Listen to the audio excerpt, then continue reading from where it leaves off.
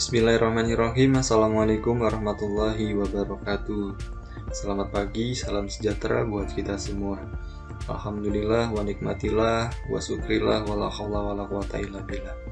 Yang terhormat kepada Ibu Dr. Erlina selaku dosen pengampu mata kuliah perancangan dan pengembangan kurikulum.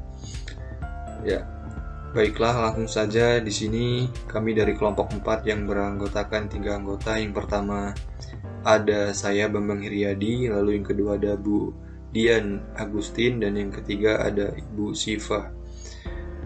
Di sini kami akan mempresentasikan mengenai perspektif peserta didik dalam pembelajaran IPS.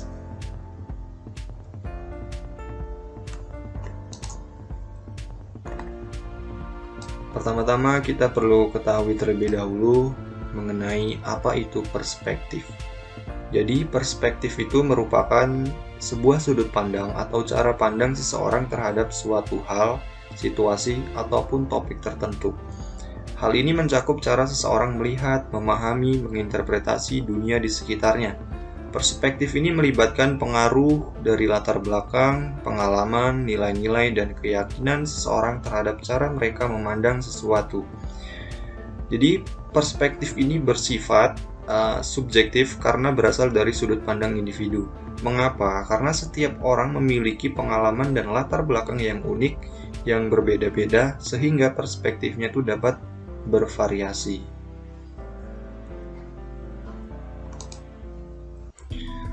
Lalu dalam UBD kita harus mengetahui atau memahami perspektif dalam pemahaman UBD.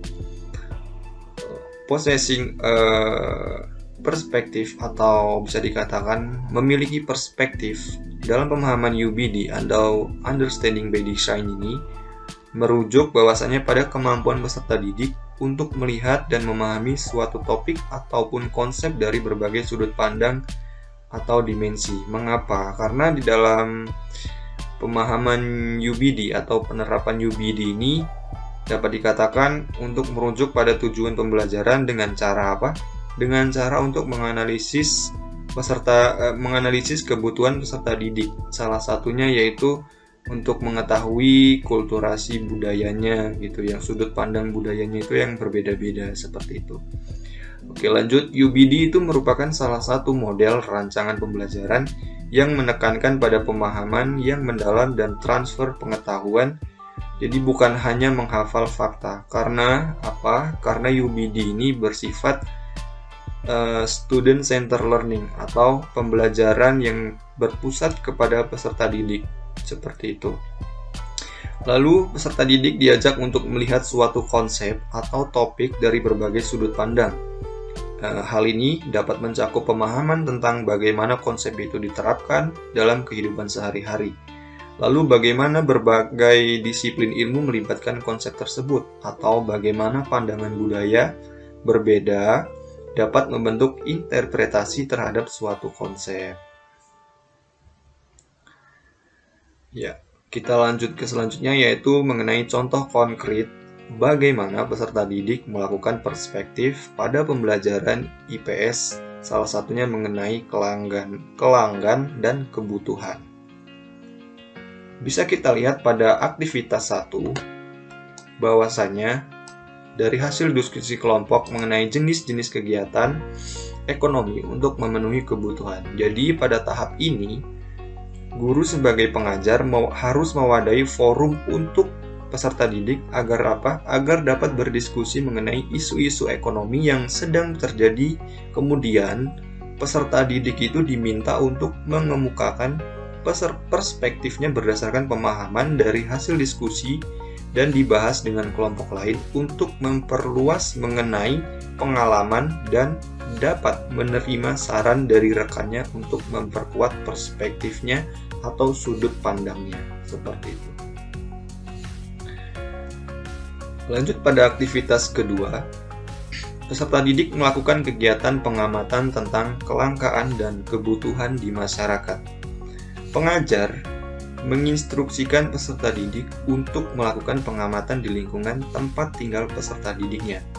Lalu, menganalisis kasus kelangkaan yang sedang terjadi di daerahnya, dan menentukan upaya apa untuk mengatasi kelangkaan itu berdasarkan hasil temuan di lapangan. Lalu kemudian hasilnya itu dipaparkan di depan kelas untuk didiskusikan bersama dan bertukar pendapat antara peserta didik satu dan lainnya berdasarkan sudut pandang atau perspektif dari masing-masing kelompoknya. Lanjut pada aktivitas yang ketiga.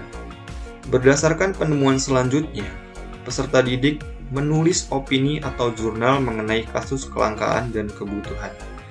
Setelah mempresentasikan hasil dan mendapat hasil dari diskusi terbuka serta masukan dari pengajar, peserta didik diharapkan dapat menuliskan opininya atau perspektif berdasarkan data yang relevan dan membuat sebuah jurnal untuk dipublikasikan. Setelah itu, peserta didik dapat merefleksikan perspektifnya berdasarkan pemahaman materi, kelangkaan, dan kebutuhan peranan masyarakat dalam kegiatan ekonomi.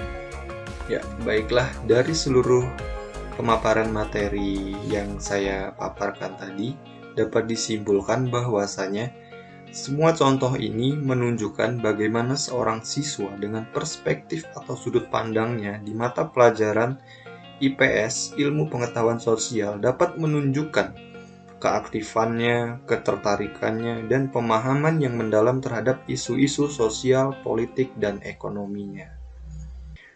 Baiklah, itu adalah sebuah pemaparan materi dari kelompok kami, kelompok 4. Mungkin itu saja yang dapat kami sampaikan. Kami memohon maaf yang sebesar-besarnya apabila ada kesalahan dalam pengerjaan maupun pemaparan. Sekian dan terima kasih. Wabillahi taufiq wal hidayah. Wassalamualaikum warahmatullahi wabarakatuh.